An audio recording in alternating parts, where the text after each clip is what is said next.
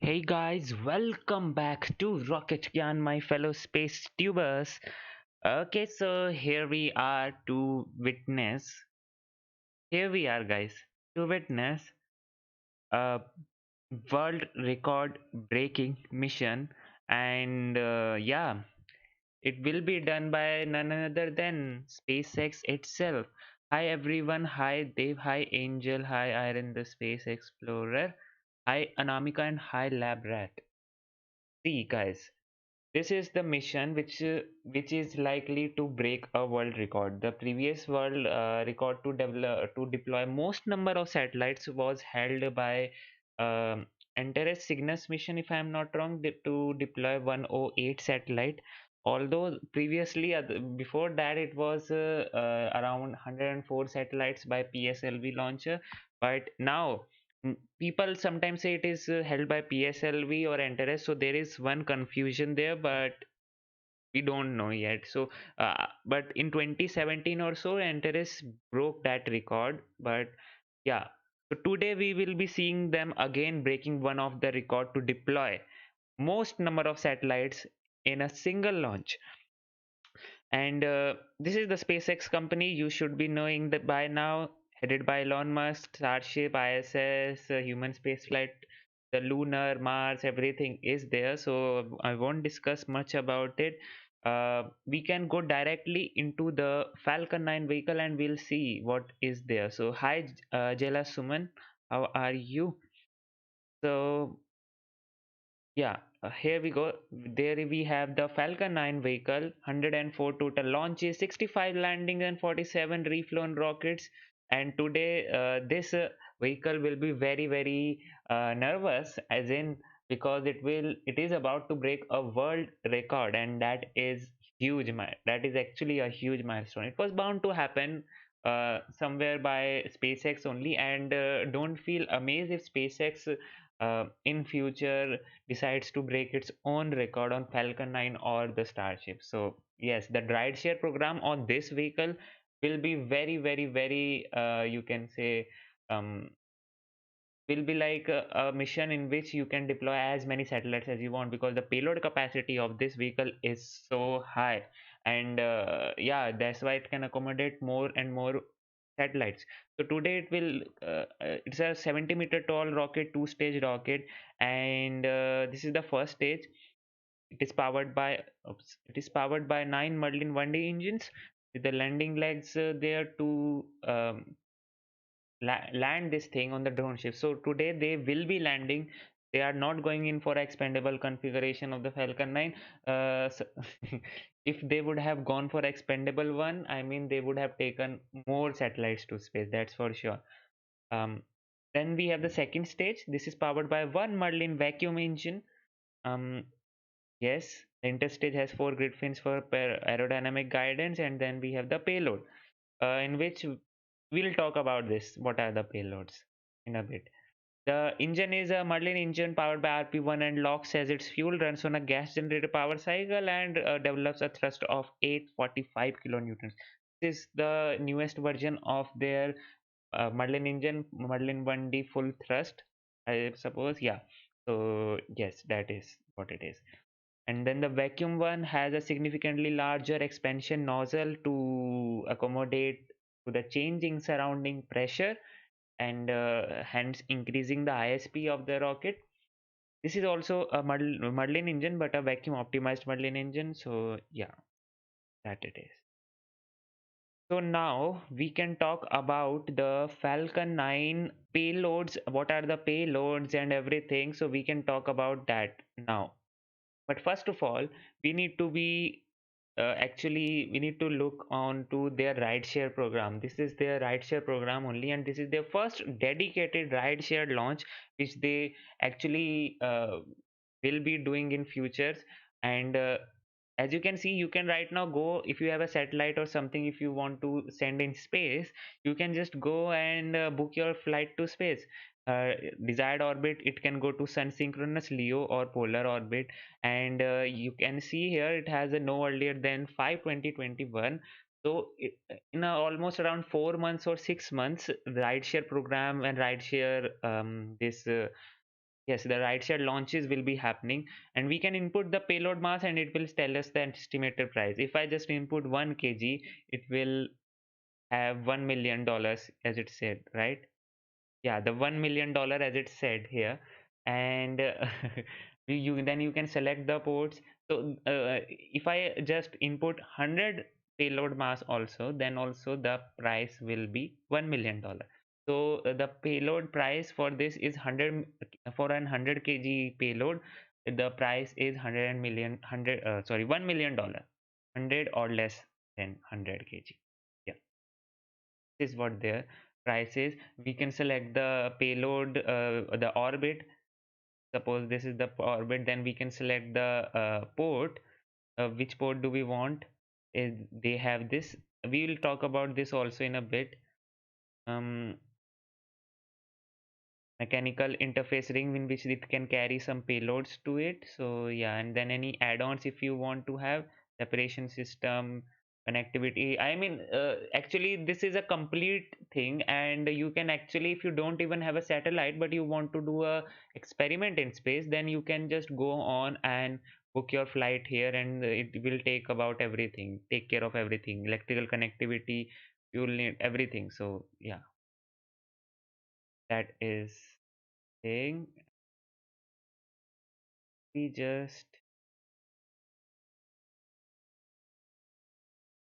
back cost as low as $1 million, although the Rocket Labs actually has a lesser price. If I'm not wrong, they offer at 800,000, yeah, $800,000 for a single launch. So yeah, that is the thing. A $1 million for 200 kg to sun synchronous orbit with additional mass. It's not 1 million for 200, I suppose. It's 1 million for $100 or 200. Oh yeah, 200, it is 200.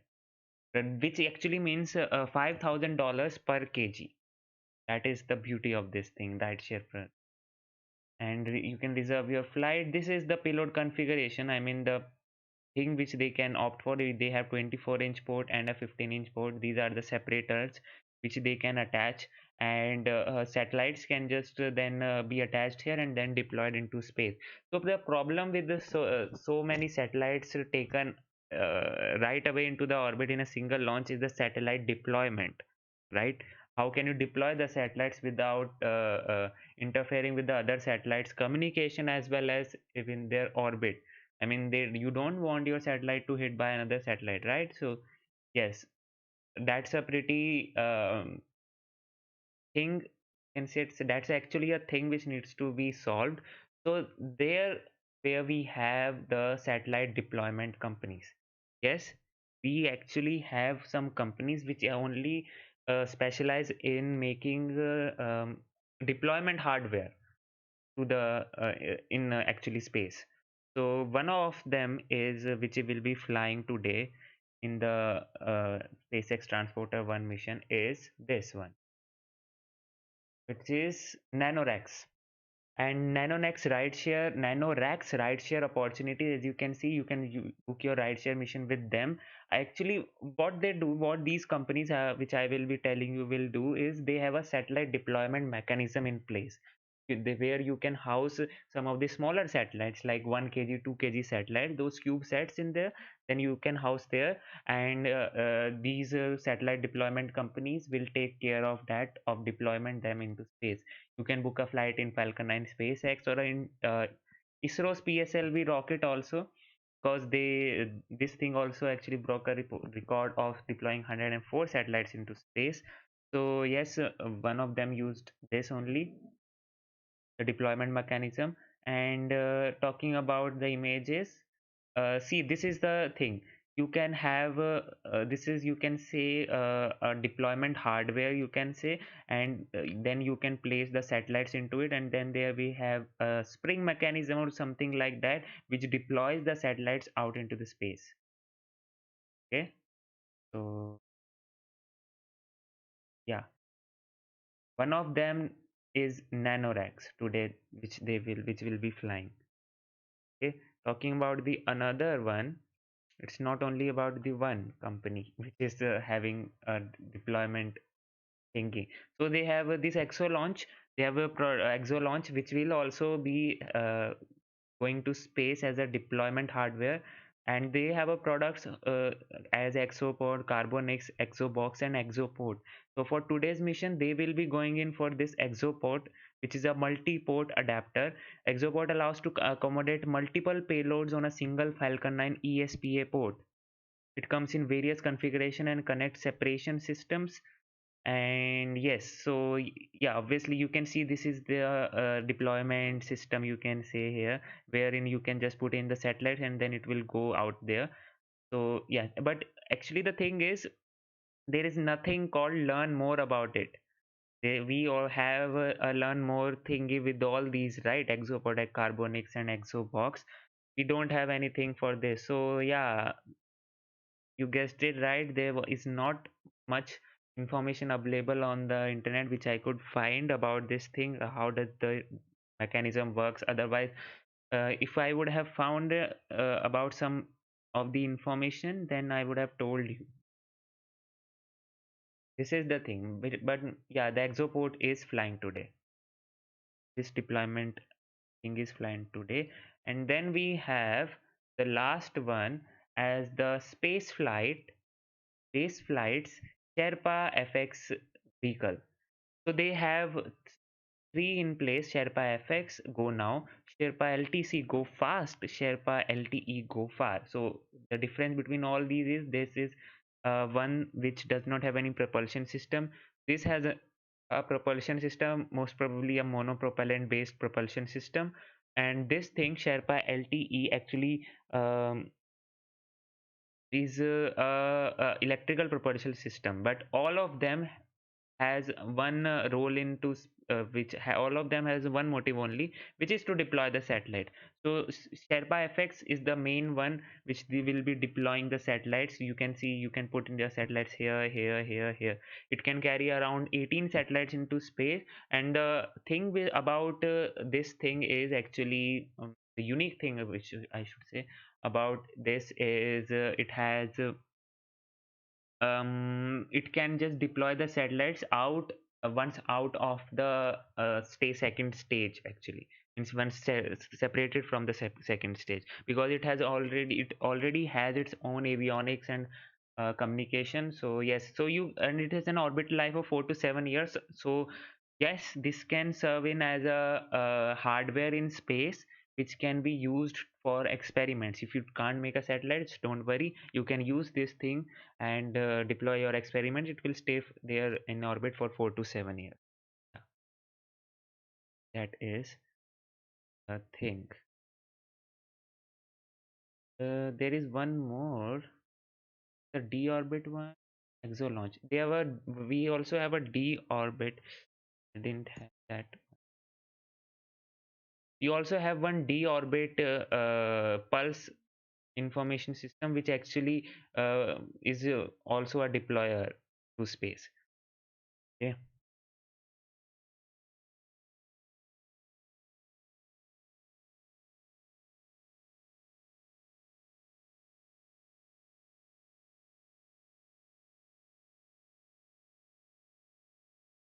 And yes, right now we are 23 minutes from the launch, and we are talking about the payloads, actual payloads which it will be carrying. There are dozen of them.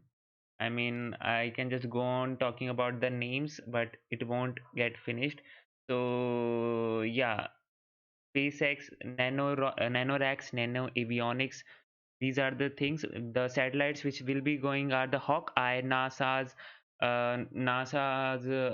VREX mission, if I'm not wrong. That's what it is. And I mean, Lemur 2 satellites, Super Dove satellites, Space Bees, even Starlink satellites are there. And I can just go on, and go on, and it won't be like finished till I tell you about all the satellites. So I just thought, rather than talking about the satellites which will be deployed, I should be talking about the deployment mechanism, because there are so many deployment mechanisms which are going. So yes, and talking about this vehicle's milestones. This will be the most satellites ever launched at once, which is around 143 satellites. So this will be a world record. First Starlink satellites to go into a polar orbit. That's also a thing. And first mission ever with the Go Searcher as ASDS support. It, and what else is first SpaceX dedicated rideshare mission? Yes, that is also there. And yeah, that is the thing. And talking about the booster, this booster which will be supporting this mission is around has flown 4 times, and maiden flight was for the SpaceX demonstration mission 2, which is a demo 2 mission which launched on May 30, carrying astronauts, first time the astronauts into space from US soil, about 9 years. So yeah. So ANASIS-II mission was also launched on this booster, and then the Starlink third flight was also launched. So yes, it is coming in. So this will be its fifth mission to space.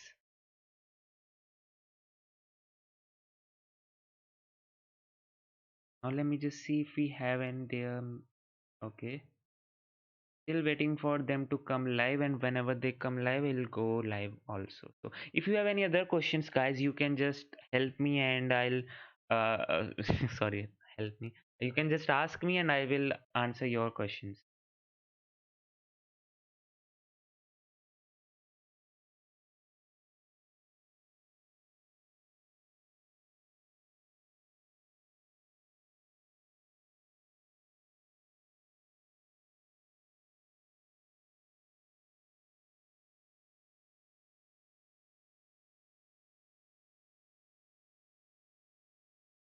And yes, I can see that.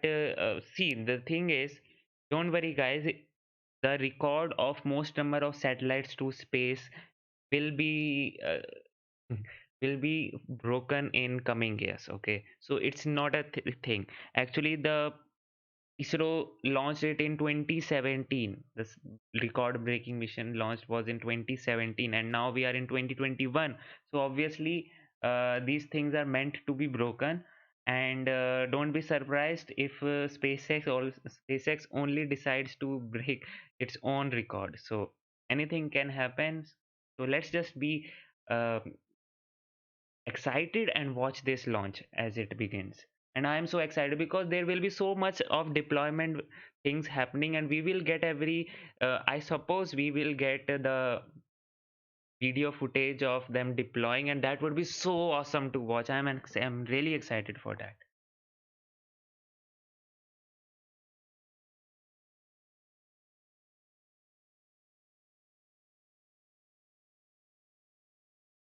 Waiting.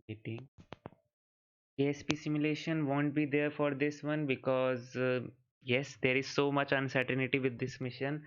How the payloads are stacked, and how they will be deployed. So we don't know that the thing about that. So yes, that's why we don't have a KSP simulation with this thing.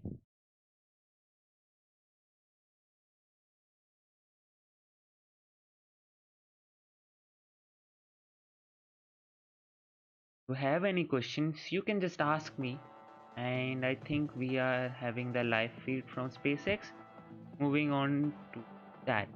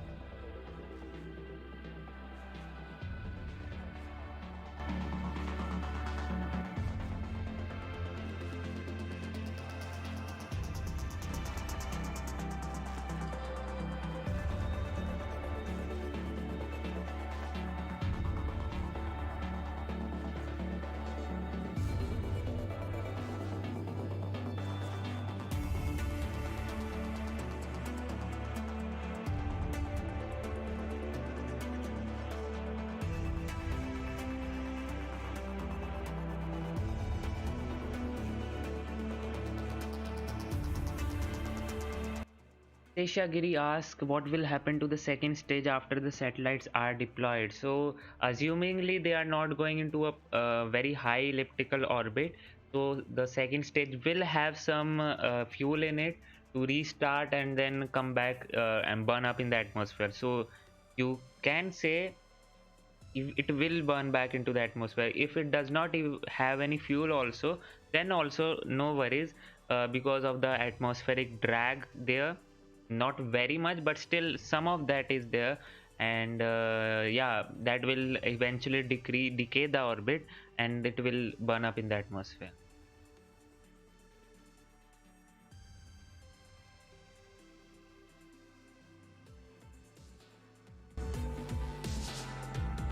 Yep, it will.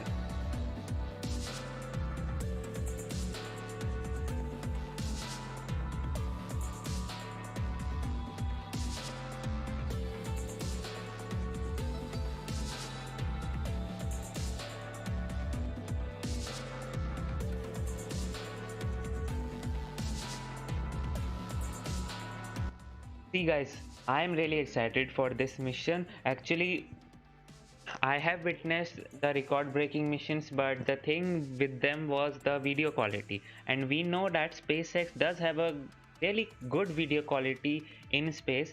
So I would be very, very excited to see the stack, how they have been stacked together, how they will be deployed, and then finally the satellites going away from the actual deployer. That would be really very awesome to watch.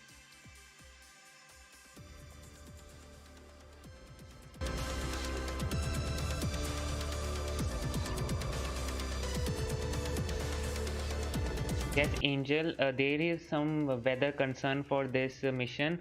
For today's mission, the weather is like 60% favorable.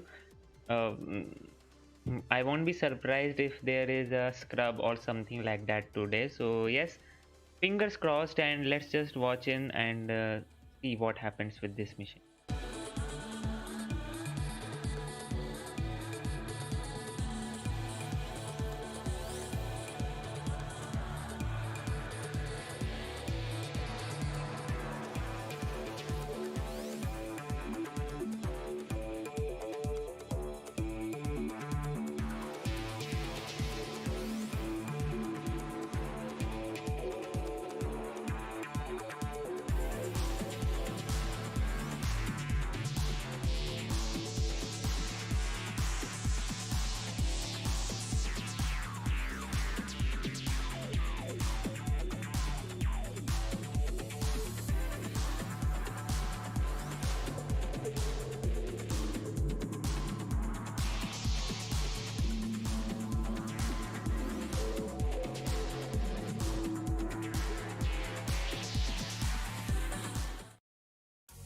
LWO1 WeatherNet.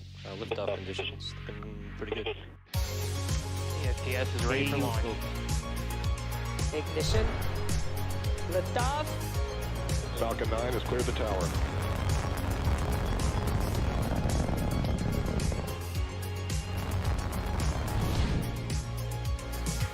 Ten, 9, 8, Side booster ignition. 6, 5, 4, 3, 2, 1.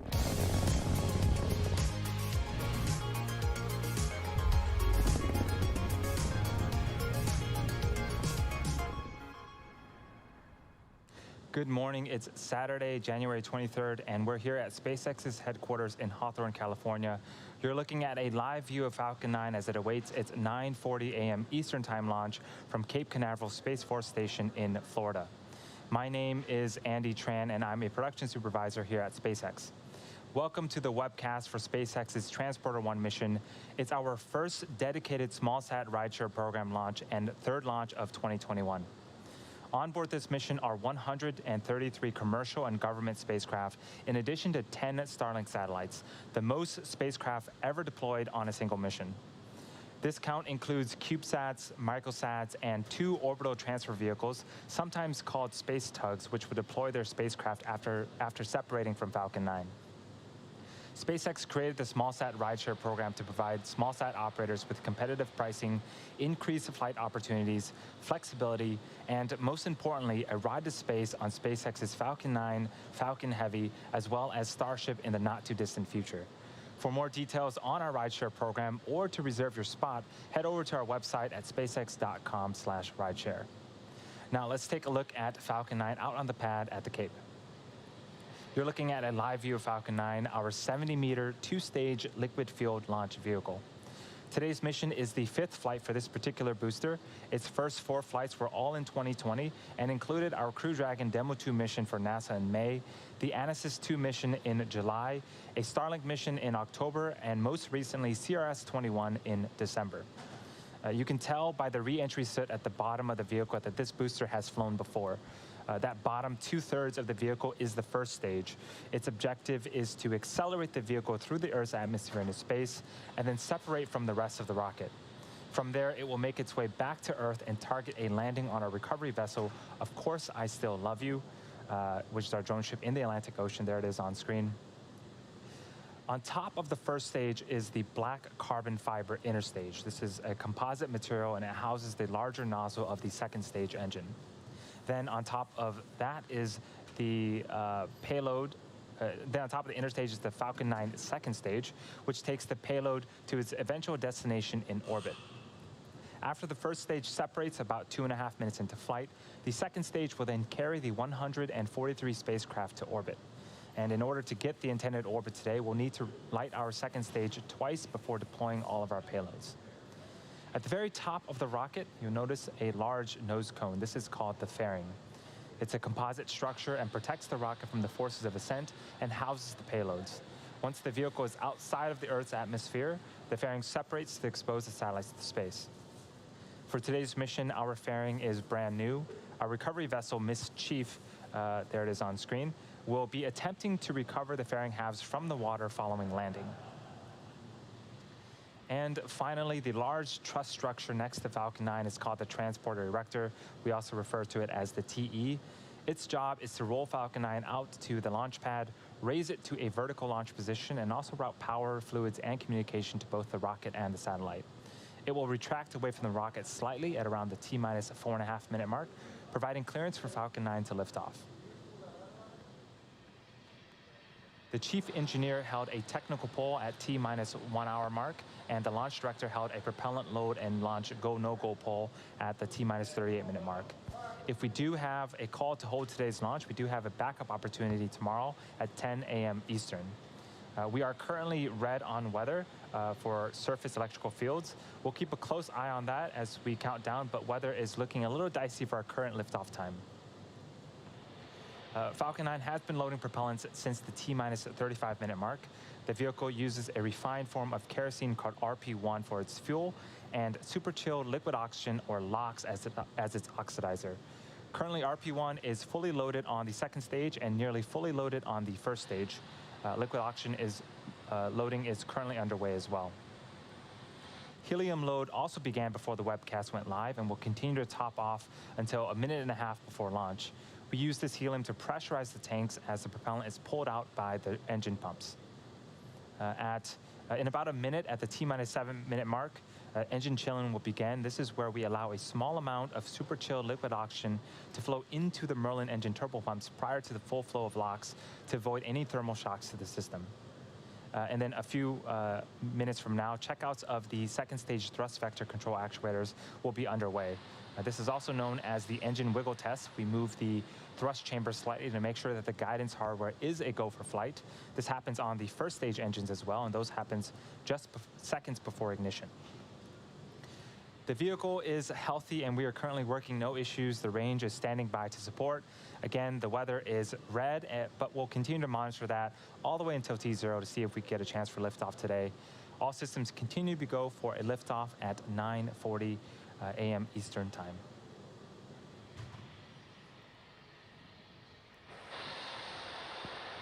Okay, so guys, as you heard, we are currently red on the weather, and yes, this is a very complex mission with all the deployment hardware, not with the rocket actually, but on the in space hardware and mechanism. So yeah, they need to check in with the rocket. First of all, fog is not an issue for the rocket because there is not a thing called visibility considered for a rocket.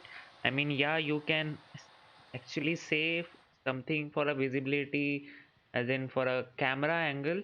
I mean, you need to have good shots, then you must have a good visibility for that. But other than that, I don't think so there is any problem with the fog. So yeah. Just getting word from the team, so it's official. We are scrubbing today for weather, for surface electrical fields. We do have a backup opportunity tomorrow at 10 a.m. So we'll see you then and attempt another launch for Transporter-1. Okay. Wow. Stage 1 RP1 load is closed out. Wow. Okay, that's a very good thing. Actually, I'm not surprised like what happened right now. If they just came in and then it's a scrub. SpaceX has done this thing in the past, so yeah, no worries. Weather was a problem, and sometimes it feels like whenever this happens, now it feels like wow, it happened so fast, and right now we won't be able to see the record-breaking missions. Yeah, no worries. That means we can actually come back again to witness this mission tomorrow.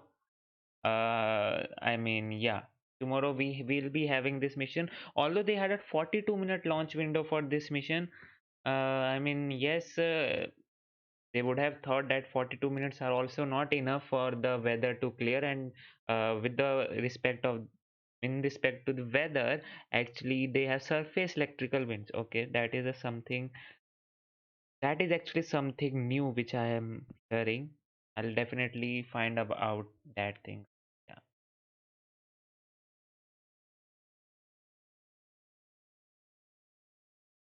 Okay, so it is official now, guys. Yes, Labrador, yes, Angel.